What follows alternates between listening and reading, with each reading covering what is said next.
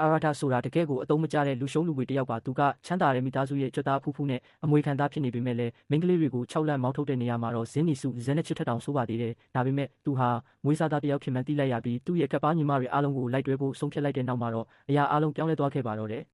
အစကတော့အာရာတာကမိန်းကလေးတွေကိုဘယ်လိုဆွဲဆောင်ရမလဲဆိုတဲ့ race tips အကြံဉာဏ်တွေကိုရှင်စီမှာတောင်းရကစတာပါရှင်ကသူ့လိုရေးစားရချင်ရင်တော့အခြေအနေကြည့်ပြီးစီးမျောယုံပဲလို့ပြောတဲ့အခါအာရာတာကစိတ်ပေါက်ကွယ်ပြီးစီးမျောတယ်ဆိုတာဘာကိုပြောတာလဲသူမသိဘူးလို့ပြန်ပြောပါတယ်အဲ့ဒီအခါရှင်ကမင်းကမိသားစုရဲ့အမွေခံဖြစ်နေတာပဲကြိုက်တဲ့မိန်းကလေးကိုယူလို့ရရသားနဲ့ဘာလို့မိန်းကလေးတွေကိစ္စကောင်းတဲ့ထက်နေတာလဲလို့မေးပါတယ်အာရာတာကသူ့ရဲ့ယောက်ျားဟော်မုန်းအားနည်းချက်ကိုဖုံးကွယ်ဖို့အချစ်စစ်အချစ်မှန်ကြောင်းအတိတ်ပဲမရှိတဲ့စကားတွေရှောက်ပြောနေတော့မှပဲသူတို့ရဲ့ညီမတွေအားလုံးထွက်လာကြပြီးအာရာတာတယောက်သူ့ရဲ့ညီလေးအရွယ်စားကညီမတွေရဲ့လက်တန်းလောက်ပဲရှိတာကြောင့်အကြံဉာဏ်တောင်းနေတာဖြစ်မယ်ဆိုပြီးတယောက်တစ်ပေါက်ဝိုင်းခံမှန်းကြပါတော့တယ်အာရာတာကသူ့ကိစ္စသူ့မို့ဝင်မပါကြဘူးပြောတဲ့အခါအာလာအောဝါကဆက်ပြီးနှိမ်ပါတယ်ပြီးတော့အိုကာအောက်ကလည်းအာရာတာပြောနေတာကညီမတွေရဲ့ရင်သားအရွယ်စားကြောင်းဖြစ်မဲဆိုပြီးစားနဲ့ထက်ခတ်လိုက်ပါတယ်အိုကာကသူမရဲ့ခွေးကိုလှုပ်ပြီးအာရာတာရဲ့အရေးပြားကိုအပိုင်းပိုင်းပြတ်အောင်ကိုက်ခိုင်းပြီးတဲ့နောက်ရိုးရိုးမောင်နှမတွေကညီမတွေရဲ့ကိုလုံးကိုပေါက်ကိုစိတ်မဝင်စားကြဘူးစိတ်ယောဂကုသမှုခံယူလိုက်ဦးလို့ပြောပါတယ်အာရာတာကလည်းသူကညီမတွေကိုရုပ်ဆိုးတဲ့အသားတုံးတွေလိုပဲမြင်ခဲ့တာပါလို့အော်ပြောလိုက်ပေမဲ့အာကာရဲ့ခန့်ကဒါဆိုခိုတိုနူခါထွန်လုံးနဲ့ဖြစ်ခဲ့တဲ့ကိစ္စတုန်းကတော့ဘာလဲလို့ပြန်မေးပါတယ်အဲ့ဒီအချိန်မှာအကြီးဆုံးဖြစ်တဲ့ဘန်ရီကဝင်ပါပြီးသူ့ကိုကာကွယ်ပေးပါတယ်မိနာမီမဲနမီကလည်းအာရာတာကဒီလောက်ကြီးမဆိုးပါဘူးလို့ဝန်ခံတာကြောင့်အာရာတာကသွားဖတ်ဖို့လုပ်ပေမဲ့လေဖြတ်မတက်ပြင်းထန်တဲ့လက်သီးတစ်ချက်အထိုးခံလိုက်ရပါတယ်အဲ့ဒီနောက်မှာတော့စနေနေ့ကခိုတိုနိုရဲ့မွေးနေ့ဖြစ်တာကိုအာကာကတတိပေးပြီးမွေးနေ့ညစာစားပြီးရင်အားလုံးအတူတူအပြင်ထွက်ကြဖို့သဘောတူလိုက်ကြပြီးကြောင်းသွားဖို့ယထာဘူတာကိုထွက်လာခဲ့ကြပါတယ်နောက်တော့ရှင်ကယောက်ျားလေးတန့်စင်ကန်းထဲမှာအာရာတာနဲ့တွေ့ပြီးကျောင်းကလူတွေကသူတို့ကိုအိမ်မက်ဆန်တဲ့မိသားစုလို့ထင်နေကြပေမဲ့တကယ်တမ်းတော့ညီမ9ယောက်ရဲ့နှိပ်စက်မှုကိုခံနေရပြီးပြန်တွန်းလှန်ဖို့နီးလန့်မရှိတဲ့အကြောင်းပြောပါတယ်ဒါအပြင်လူအများစုကသူတို့တွေကြွယ်ရမှာတိတ်ပုံတွဲနေကြတယ်လို့တန်တရားဝင်နေကြတဲ့အကြောင်းကိုလည်းရှင်ကထောက်ပြပါတယ်အာရာတာကဘယ်တော့မှအဲ့ဒီလိုဖြစ်လာမှာမဟုတ်ဘူးလို့ပြောတဲ့အခါရှင်ကခိုတိုနိုရဲ့ဖွင့်ပြောချက်ကိုသတိပေးလိုက်ပါတယ်နိုင်အနေငယ်ကြပြီးနောက်အာရာတာဟာသူသဘောကျနေတဲ့မိန်းကလေးစီတငယ်ချင်းတောင်းဆိုချက် friend request ပို့ဖို့စဉ်းစားနေပေမဲ့အာကာသူ့အခန်းထဲကိုစာအုပ်လာတောင်းတဲ့အချိန်မှာပဲလန့်ပြီးဖျက်လိုက်ပါတယ်အာကာကစာအုပ်တွေကိုဖတ်နေတော့မှအာရာတာကအာကာရဲ့ရင်သားတွေနည်းနည်းပြောင်းလဲလာတာကိုသတိထားမိပြီးမင်းအသက်အရွယ်နဲ့လိုက်အောင်နေသိပြီလို့ပြောပါတယ်အာကာကလည်းအတူတူကြီးပြင်းလာတဲ့အိမ်ထဲမှာပဲဘာလို့ရင်ကျေးပြနေရမှာလဲဆိုပြီးသူ့ကိုမတုံးလို့ပြန်ဆဲပါတယ်နောက်တော့အာကာကအာရာတာသဘောကျနေတဲ့မိန်းကလေးအကြောင်းမေးပြီးရှင်ကသူမကိုအကုန်ပြောပြထားတယ်လို့ဆိုတာကြောင့်အာရာတာကမချိပြုံးနဲ့ပဲအဲ့ဒီမိန်းကလေးရဲ့နာမည်ကိုပြောပြလိုက်ရပါတယ်အာကာကအဲ့ဒီမိန်းကလေးနဲ့သူမကကောမဒီတစ်ခုထဲမှာအတူတူရှိနေတာမို့အောင်သွယ်တော့လုပ်ပေးမယ်လို့ပြောပေမဲ့အာရာတာကတော့သူ့ရဲ့စိတ်ပျက်စရာကောင်းတဲ့စရိုက်ကိုတိခတ်နိုင်မဲ့လူကိုသာအရင်ရှာဖို့ပြောလိုက်ပါတယ်ရက်အနှဲငယ်ကြာပြီးနောက်ခိုတိုနိုရဲ့မွေးနေ့မှာအာရာတာကဝစ်စုံပြေးဝစ်စင်ပြီးညစာစားချိန်ထိစောင့်ကအောက်ထပ်ကိုဆင်းလာခဲ့ပါတယ်လမ်းမှာအိုကာနဲ့တွေ့တော့အိုကာကသူ့ကိုမချီတင်ကေချီးမွမ်းစကားတခုပြောခဲ့ပါသေးတယ်ညစာစားပွဲမှာမိနာမီကအိုကာရဲ့ airport ကိုပျောက်ဆုံးခဲ့တဲ့အတွက်တောင်းပန်မှုစူးစမ်းပေမဲ့အိုကာကစိတ်ဆိုးပြီးစက်တိုက်ဆဲဆိုနေတာကြောင့်နှစ်ယောက်သားစကားများကြပါတော့တယ်အာရာတာကသူတို့ကိုရက်ဖို့ပြောပြီးတဲ့နောက်မှာသူတို့ရဲ့အဖေကိုနာမီခနဲမရောက်လာပြီးစောင့်နေပေးတဲ့အတွက်ကျေးဇူးတင်ကြောင်းပြောပါတယ်သူတို့အားလုံးခိုတိုနိုအတွက်ခွက်ချင်းတိုက်ဂုဏ်ပြုကြမဲ့အချိန်မှာပဲကိုနာမီကဘုံတလုံးချလိုက်တယ်လို့မျိုးမင်းတို့အားလုံးကတကယ်တော့မွေးစားသားသမီးတွေပဲလို့ပြောချလိုက်ပါတယ်အာရာတာကချက်ချင်းပဲရှင်းပြချက်တောင်းပါတယ်ဒါကြောင့်အဖေဖြစ်သူကမိနာမီနဲ့ရှင်ကအမွှာတွေဖြစ်ကြပေမဲ့ကျန်တဲ့သူတွေကတော့ဘာသွေးသားမှမတော်ဆက်ဘူးလို့ဆက်ရှင်းပြပါတယ်အချိန်တန်မှပြောပြဖို့သူတို့အမေကိုဂတိပေးထားခဲ့တာလို့ပြောပြီးဘာမှမဖြစ်ခဲ့တယ်လို့ညစာဆက်စားနေပေမဲ့ကလေးတွေကတော့စိတ်လွင့်သွားကြပါပြီမကြခင်မှာပဲအိမ်စီမင်းကလေးကလက်ဖက်ရည်လာချပေးပေမဲ့ဘန်ရီကမလိုဘူးလို့ပြောပြီးသူမကိုယ်တိုင်ပဲလိုက်ငယ်ပေးပါတယ်အဲ့ဒီအချိန်မှာအာကာကတစ္ဆာဖောက်ခံရတယ်လို့ခံစားရကြောင်းစပြောပါတယ်စီဟာစီယာနဲ့မိနာမီတို့ကအတွေးမလုံမှုပြောပြီးဘန်ရီကအိမ်မှာကြာပြီးမှုဒီအကြောင်းကိုကြိုတိလာလို့မေးကြပါတယ်ဘန်ရီကတော့ကလေးဘဝကအကြောင်းတွေကိုမမှတ်မိတော့ဘူးလို့ပြောပြီးတကယ်တော့တို့တွေကထိပေါက်သွားတဲ့မိဘမဲ့တွေပဲမို့တို့တွေရဲ့ဆက်ဆံရေးကဘာမှပြောင်းလဲသွားစရာမလိုဘူးလို့ဆိုပါတယ်ဒီလိုပြောပြီးအားလုံးနားဖို့အခန်းထဲဝင်သွားကြပေမဲ့အာရာတာကတော့အတွေးလွန်နေတာကြောင့်စိတ်အေးသွားအောင်ရေချိုးဖို့ဆုံးဖြတ်လိုက်ပါတယ်အဝိရှော်ချင်းတောင်းတဲ့ကအတွင်းခံတွေကိုမြင်ပြီးနောက်မှာဘာမှမပြောင်းလဲပါဘူးလို့သူကိုယ်တိုင်လက်ခံဖို့ကြိုးစားနေတော့ရေချိုးကန်းထဲမှာခိုတိုနိုနဲ့မျက်လုံးချင်းစုံသွားပါတော့တယ်သူကချက်ချင်းတောင်းပန်ပြီးလှည့်ထွက်ဖို့လုပ်ပေမဲ့ခိုတိုနိုကကြောကုန်းတိုက်ပေးဖို့အကူအညီတောင်းပါတယ်ဒါကြောင့်သူကကြောကုန်းတိုက်ပေးနေရပြီးတစ်ဖက်မှာတော့ရှင်ကအာကာနဲ့တွေ့ဆုံကဒီသတင်းဆိုးကြောင့်အာရတာကိုအမွှာမောင်လေးလိုဆက်ဆံခဲ့တဲ့အပေါ်ဘယ်လိုတက်ရောက်မှုရှိမလဲဆိုတာဆွေးနွေးနေကြပါတယ်ရှင်ကတော့လူမှုဘက်ဝင်းကျင်ကတည်သွားတဲ့အခါဘယ်လိုတုံ့ပြန်မလဲဆိုတာပဲစိတ်ပူစရာရှိတယ်လို့ပြောပါတယ်အဲ့ဒီအချိန်မှာခိုတိုနိုကအာရာတာကိုအပြင်မထွက်အောင်တားဆီးလိုက်တာကြောင့်အာရာတာတယောက်လမ်းဖြတ်ပြီးကြောက်ရွံ့လို့ဖြစ်သွားပါတယ်ခိုတိုနိုကသူ့ကိုမွေးနေ့လက်ဆောင်ဖြစ်လိုချင်နေတာလားဆိုပြီးသူကြောက်လန့်နေတာပါသူ့ရဲ့ဓားမြောင်ကိုမနှဲထိန်းချုပ်နေရတော့တစ်ဖက်မှာလည်းရှင်ကအာလာကိုဘာသွေးသားမှမလို့ဆက်တဲ့မောင်နှမတွေလက်ထက်တာကိုဥပဒေကတားမထားတဲ့အတွက်တို့တွေအိမ်တွင်းဟာရန် family harem တိဆောက်လို့ရတယ်လို့ပြောနေပါတယ်တကယ်တော့ရှင်ရဲ့အပြောကလည်းဟုတ်နေတာပဲလေအာလာကတော့ဒီစိတ်ကူးကိုယွန်ရှာသွားပြီးရှင်ကသူ့ရဲ့ယုံစရာကောင်းတဲ့ဗီဇကိုထုတ်ပြဖို့အခွင့်ကောင်းဆောင်နေတာလားလို့မေးပါတယ်ရှင်ကချက်ချင်းပဲအကာအကွယ်ပြန်ယူပြီးသူကညီမလေးတယောက်လိုပဲကောင်းမွန်တဲ့အတွေးရှိတာပါလို့ပြောတဲ့အခါအာလာကအငတုံးလေးမှုယုံသွားပြီးအာရာတာကသူမရဲ့ရင်သားတွေကိုဖုံးထားဖို့ပြောခဲ့တဲ့ညအကြောင်းကိုပြန်ပြောပြပါတယ်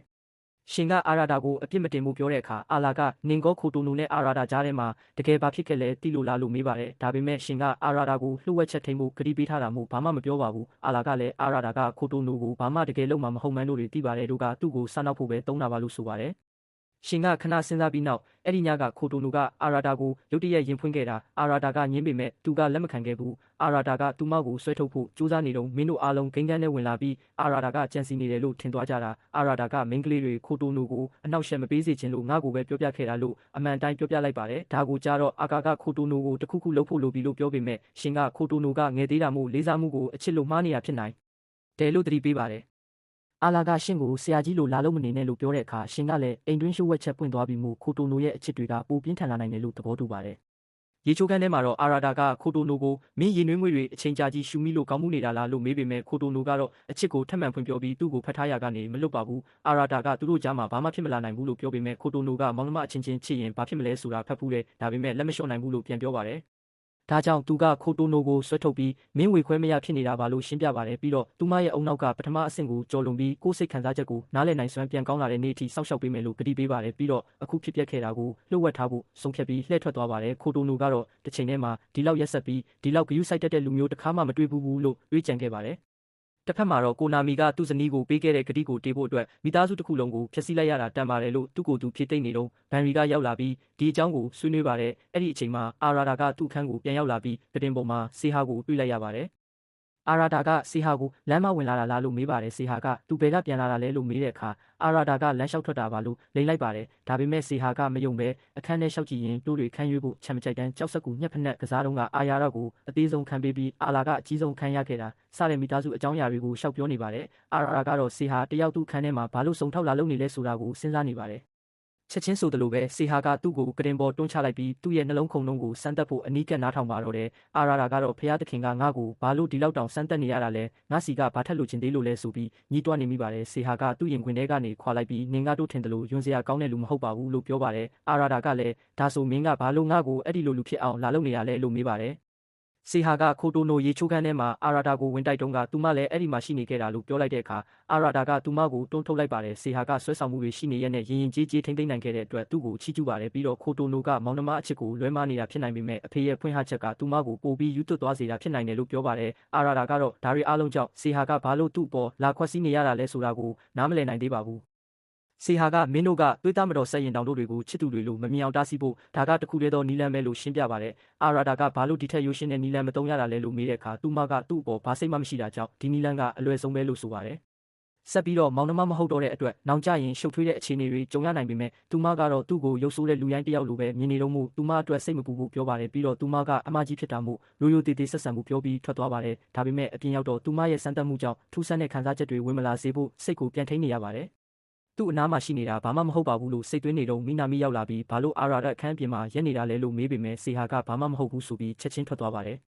နောက်တနေ့မှာအာရာတာဟာမိသားစုအခြေအနေတည့်ရဲ့ PR ကြားကနေနိုးထလာပြီးကြောင်းသွားဖို့ပြင်ဆင်ပါတယ်အခန်းထဲကထွက်လာတော့တက်ခွဲကန်းဝတ်စုံဝတ်ထားတဲ့ဘန်ရီကိုခိုတိုနိုနဲ့အတူတွေ့ပြီးဘန်ရီတယောက်ယူသွားပြီလားလို့မေးပါတယ်ဘန်ရီကတော့ဝစ်ကြည့်တာပါလို့ပြောပြီးငါရဲ့ကိုလုံးကိုပေါက်ကိုပေါ်လွင်စေတာကိုမင်းသဘောကျလားလို့မေးတဲ့အခါအာရာတာကမနဲ့စောစောစီစီဘာရီလာမေးနေတာလဲလို့ပြန်អော်ပါတယ်ဘန်ရီကခိုတိုနိုကိုအာရာတာကတို့တွေကိုမုန်းနေတာမို့စိတ်မကောင်းမဖြစ်နဲ့လို့ပြောပြီး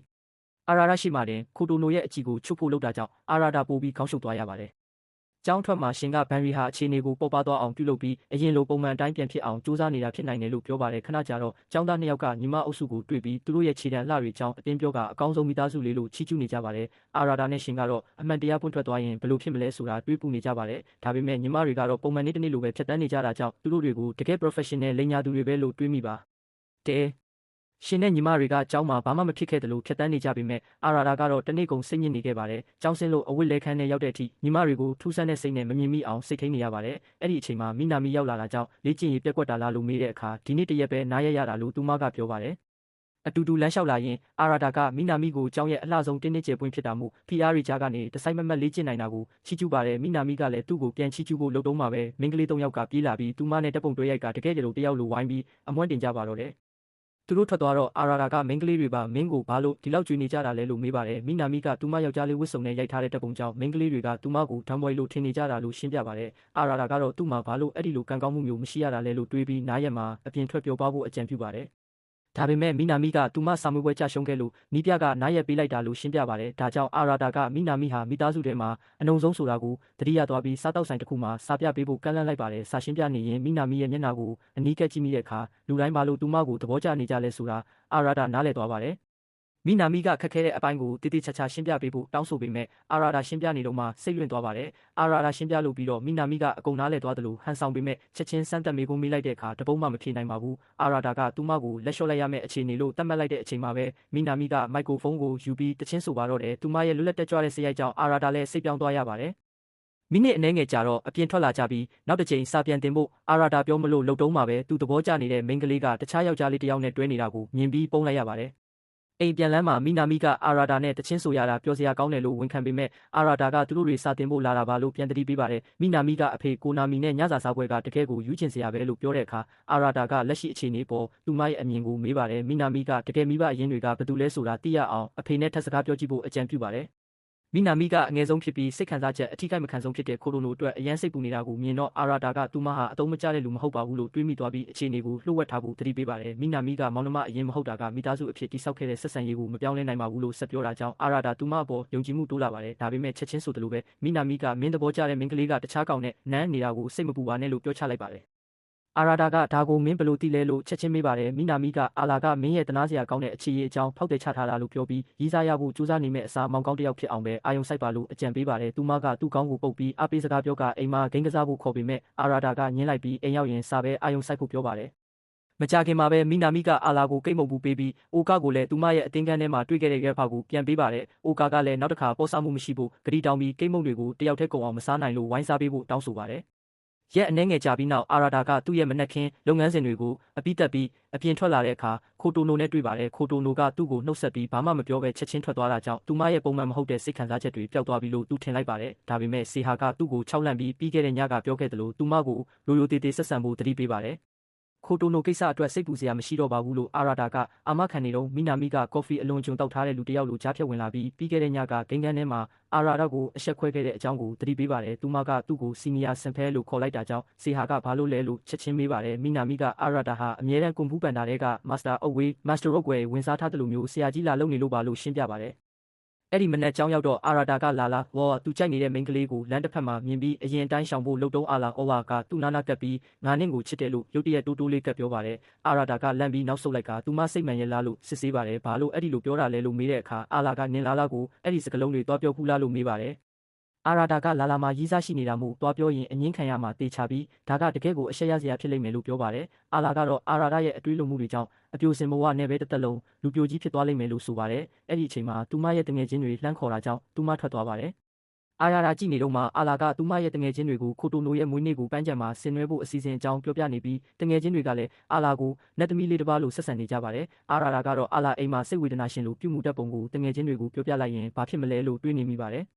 ်အဲ့ဒီအချိန်မှာတငယ်ချင်းမလေးတယောက်ကအာရာတာကိုခိုးကြည့်ပြီးသူကချောသားပဲလို့ပြောလိုက်ပါတယ်ကျန်တဲ့သူတွေကလည်းအာရာတာရဲ့ကြွတာဖူးဖူးကြောင့်ကြောက်နေမိလို့သူ့မျက်နှာကဆွဲဆောင်မှုရှိမှန်တတိမထားမိခဲ့ကြဘူးလို့ဝန်ခံကြပါတယ်တငယ်ချင်းတယောက်ကအာလာရဲ့မရကတော့ခဲအိုဖြစ်လာရင်ကောင်းမလဲလို့စောင့်နောက်တဲ့အခါအာလာကအာရာတာကမိန်းကလေးတွေကိုဘယ်လိုဆက်ဆံရမလဲဆိုတာလုံးဝမသိတဲ့လူရိုင်းတယောက်ပဲလို့ပြောပြီးညှင်းလိုက်ပါတယ်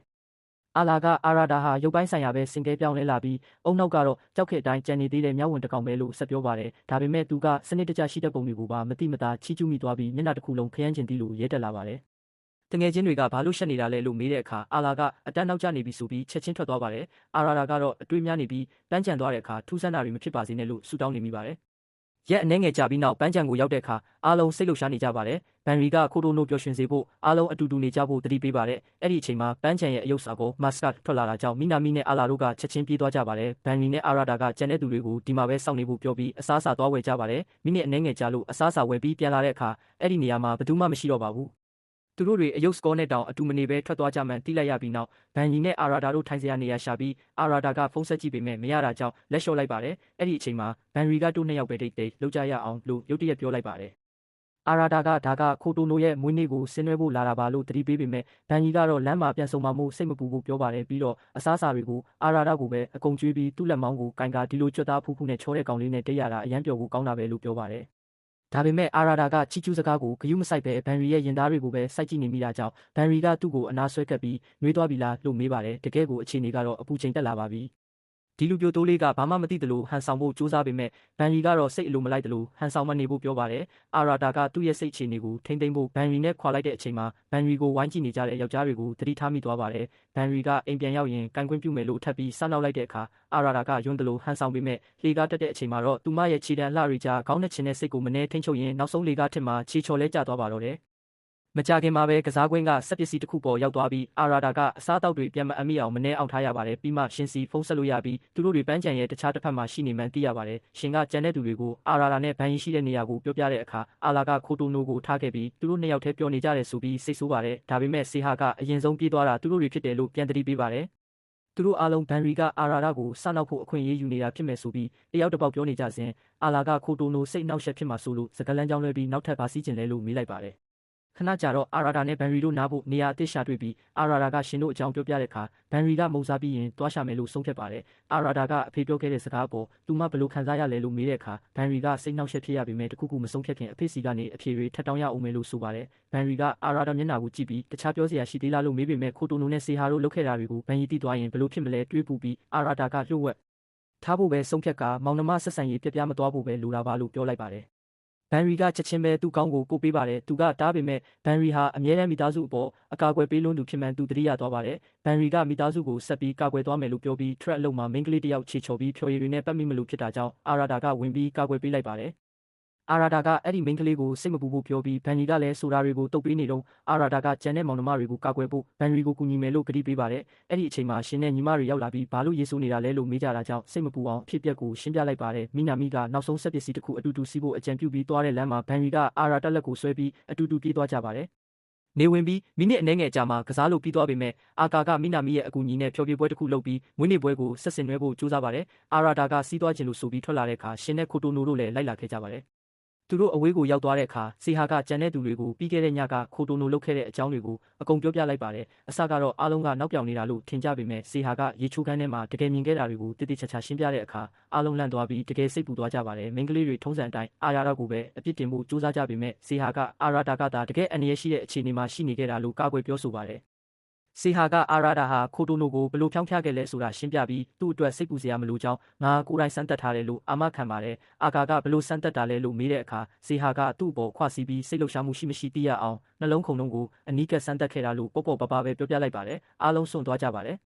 ဘန်ရီကအာရာတာတယောက်အဲ့ဒီလိုအခြေအနေမျိုးမှာတော့စိတ်အေးအေးထားနိုင်တာကိုအံ့ဩသွားပြီးအာကာကတော့ကြားရတာတွေကိုခေါင်းရှုပ်နေပါတယ်ဆေဟာကဖြည့်ရှင်းချက်တစ်ခုရှာရမယ်လို့ပြောပေမဲ့ဘန်ရီကတော့ဒါကကလေးတဘာဝခဏတာစိတ်ကစားတာပဲဖြစ်မှာမို့စိတ်လျှော့ထားဖို့ပြောပါတယ်မိနာမီကလည်းခိုတိုနိုဝေခွဲမရဖြစ်နေတာပါလို့သဘောတူပြီးဆေဟာကခိုတိုနိုအရှက်မရစေဖို့ဒီအကြောင်းကိုသူတို့ကြားထဲမှာပဲလျှို့ဝှက်ထားဖို့အကြံပြုပါတယ်ဒါပေမဲ့အာကာကဂိမ်းခန်းထဲကကိစ္စကိုထပ်ပြောပြလိုက်တဲ့အခါခိုတိုနိုကအာရာတာအပေါ်တကယ်စိတ်ရှိနေမှအားလုံးသဘောပေါက်သွားပြီးစကားဝိုင်းတစ်ခုလုံးပြောင်းလဲသွားပါတယ်ဆေဟာကအဖေရဲ့ဖွင့်ဟချက်ကခိုတိုနိုကိုအချစ်အတွက်ပို့ပြီးရဲရဲဝံ့ဝံ့ဖြစ်သွားစေတာလို့ဆိုပါတယ်ဒါပေမဲ့ဘန်ရီကတော့အာရာတာကသာအမှားမလုပ်ရင်ဒီစိတ်ကစားတာကပျောက်သွားမှာပါလို့ပြောပါတယ်ပြီးတော့သူမလည်းအဖေနဲ့ညစာစားပြီးကလေးကတွေးတောနေပြီလို့အဖေစီသွားပြီးမိဘအချို့ထပ်မေးခဲ့တယ်လို့ပြောပါတယ်ကျန်တဲ့သူတွေကထပ်သိရတာရှိသေးလားလို့မေးတဲ့အခါဘန်ရီဂယ်တို့တွေအားလုံးကမိဘမဲ့တွေပဲအထူးသဖြင့်ငါရဲ့မိဘရင်းတွေကိုတော့ဘယ်တော့မှရှာမတွေ့တော့ဘူးလို့ပဲပြောတယ်လို့ပြန်ဖြေပါတယ်ခိုတိုနိုတခုခုထပ်မလုပ်မချင်းဒီအတိုင်းပဲစောင့်ကြည့်ဖို့အားလုံးသဘောတူလိုက်ကြပြီးအာရာတာတို့ပြန်ရောက်လာတဲ့အခါအိမ်ပြန်ဖို့ထွက်လာခဲ့ကြပါတယ်အာရာတာကတော့ရေချိုးခန်းထဲကအမှားလေးတစ်ခုကြောင့်သူတို့ရဲ့ဆက်ဆံရေးပျက်စီးမှာမဟုတ်ဘူးလို့ယုံကြည်ချက်ရှိနေပါတယ